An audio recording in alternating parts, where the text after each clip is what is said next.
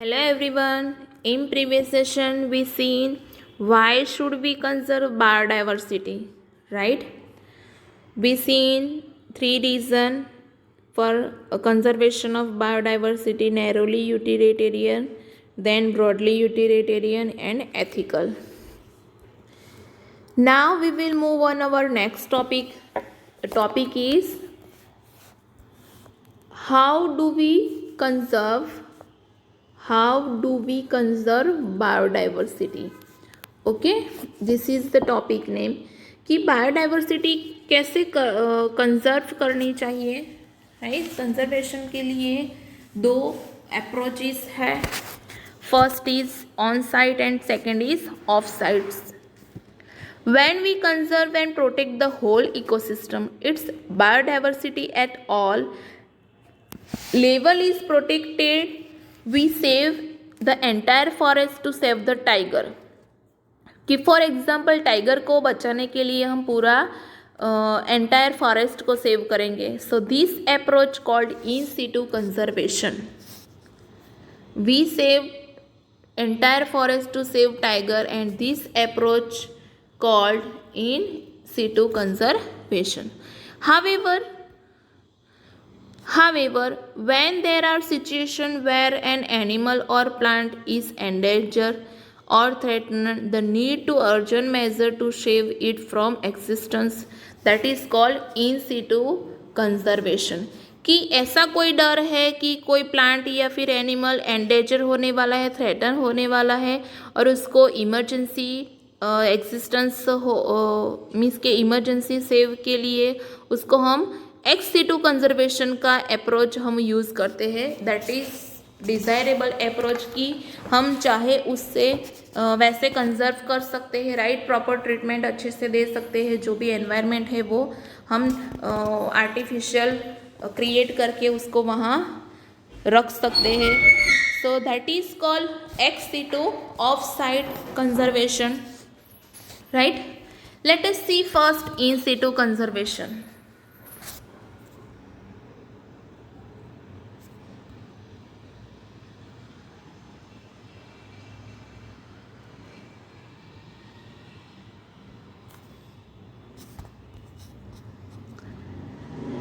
Faced with the conflict between development and conservation, many nations find it unrealistic and economically not feasible to conserve all their biological wealth. So, invariably, the number of species waiting to be saved from existence far exceed the conservation resource available. Okay? कि हमने जो भी so definitely जो भी resources available है उससे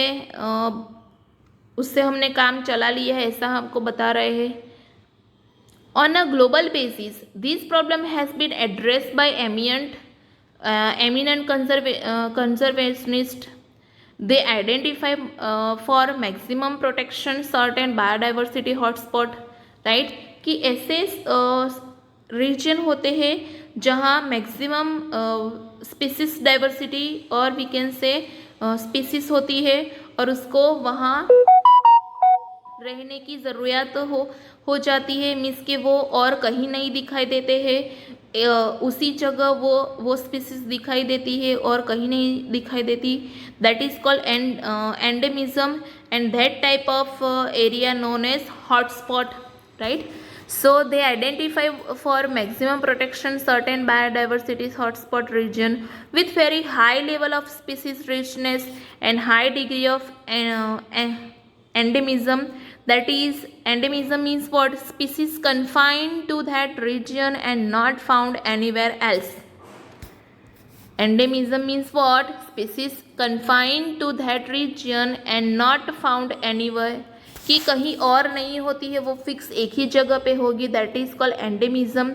initially जो भी हॉटस्पॉट है वो कितने मिले? 25 biodiversity hotspot were identify, but subsequently 9 more have been added to the list and bringing the total number of biodiversity hotspot in the world that is 34. कि पहले 25 थे हॉटस्पॉट, फिर 9 ऐड हुए और कितने बने? 34. 4 सो हॉटस्पॉट समझ में आया कि ऐसा एरिया जहाँ जो भी रीजन होता है वो जो भी स्पीसीज रिचनेस होती है वो एरिया के अंदर ही होती है, वो लिमिटेड एरिया में ही होती है, दूसरी जगह नहीं होती है, that is called hotspot. This hotspot are also region of accelerated habitat loss, जिसमें से 3 हॉटस्पॉट आपको दिए हैं। First is western Ghat and Sri Lanka, second is Indo Burma,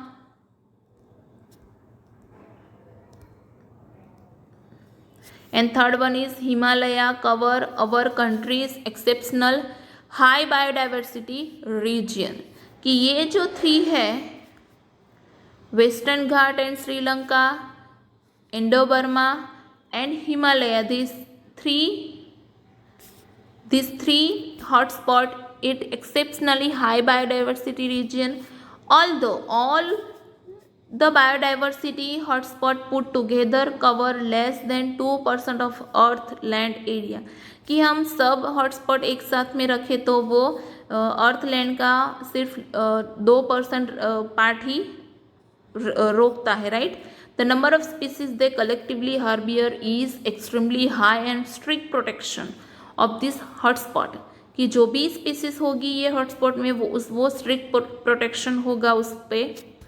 could be reduce the ongoing mass existence by almost 30%। कि strict restriction हो सकता है और उसके जो एग्जिस्टेंस का जो रेट है वो हम 30% तक कम कर सकते हैं। In India, ecologically unique and biodiversity rich region are legally protected as a biosphere reserves, right? Biodiversity rich region में हम बोल सकते हैं कि biodiversity reserves, biosphere reserves, national parks and sanctuaries. India now has 14 biosphere reserves, 90 national parks and 448 wildlife sanctuary. कि कितनी century है और कितने नेशनल पार्क है वो आपको यहाँ दिया है, आपको याद रखना है वो। India has also a history of religious and cultural traditional that emphasise protection of nature. India के पास बहुत सारी रिलीजियस एंड कल्चरल ट्रेडिशंस हैं। In many cultures track of forest were set aside and all the trees and wild life within were venerated and given total protection. कि ऐसे area भी है जहाँ हम सभी ट्रीज की, सभी प्लांट की और जो भी एनिमल है उसकी पूजा करते हैं, उसको हम पूजते हैं और उसका प्रोटेक्शन करते हैं। और दूसरा कि सम कल्चर में फॉरेस्ट के लिए अलग ही एक एरिया रखा जाता है जिसमें हम वो प्लांट और जो भी एनिमल है उसकी पूजा करते हैं, उसको वेनरेट करते हैं, right. And that region known as sacred groves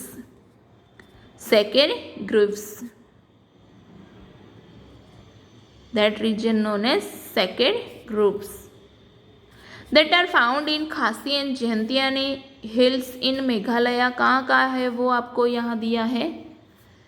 Aravalli hills of Rajasthan, Western Ghat region of Karnataka, Maharashtra and Surguja.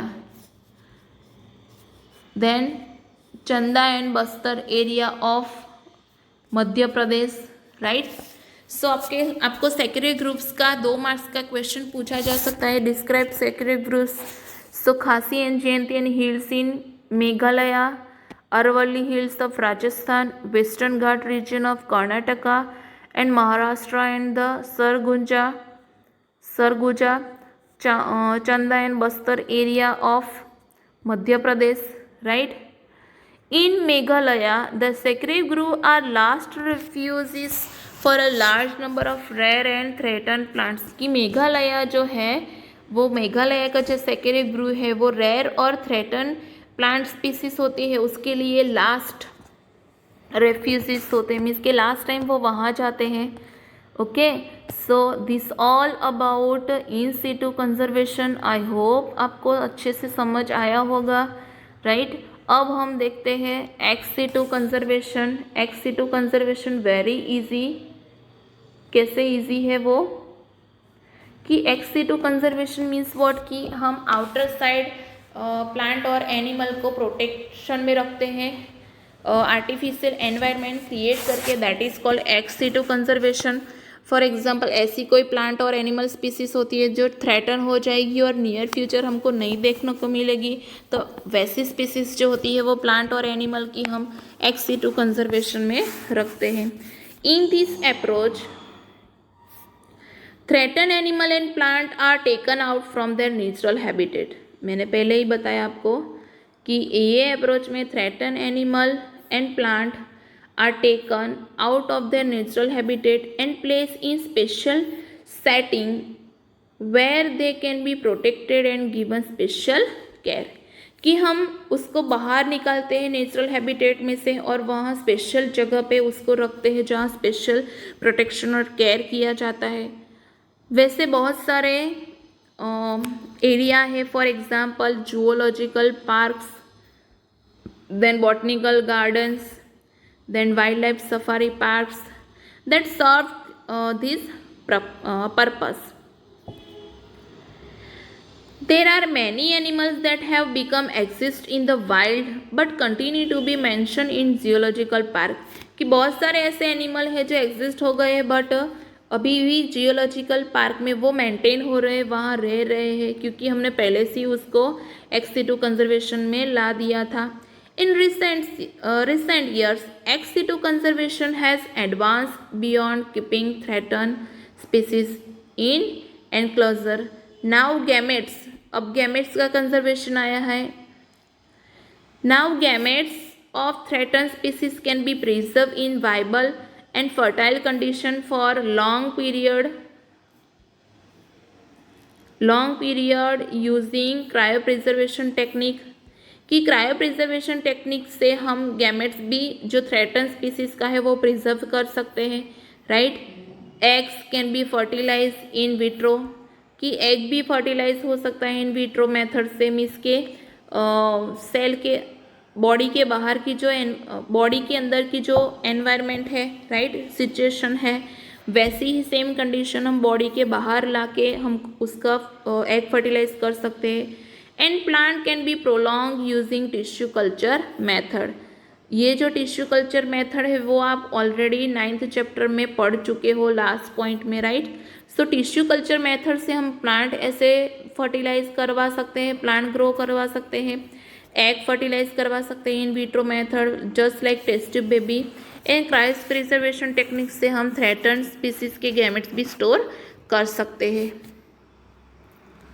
Seeds of different genetic strain of commercially important plant can be kept for long time in seed bag। कि seed bank में जैसे हम money bank में money store करते हैं वैसे ही seed bank में seed store करते हैं और डिफरेंट जेनेटिक स्ट्रेन का सीड स्टोर कर सकते हैं वहाँ, right.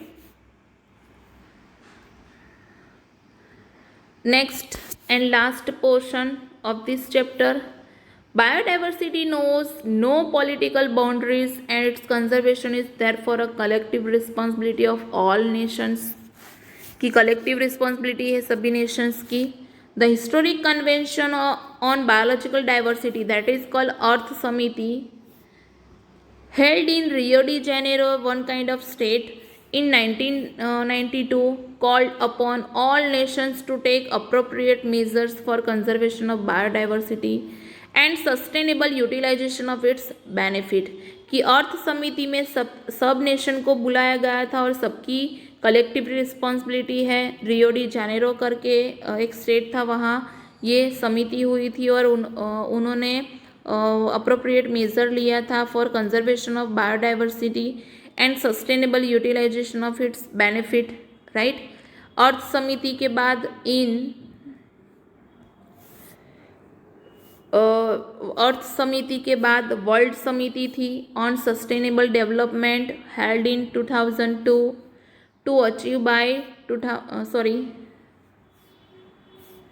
In Johannesburg in South Africa, जिसमें 190 कंट्रीज है, उन्होंने कमिटमेंट दिया था कि achieve by 2010 a significant reduction in current rate of biodiversity loss at global, regional and local level, कि हम बायोडाइवर्सिटी लॉस का जो रेट है, करंट रेट, वो हम रिड्यूस करेंगे कब तक, 2010 तक, राइट। जो बात कहाँ हुई थी, कौन सी समिति में, वर्ल्ड समिति में। सो ये अर्थ समिति और वर्ल्ड समिति आपको याद रखनी है, राइट।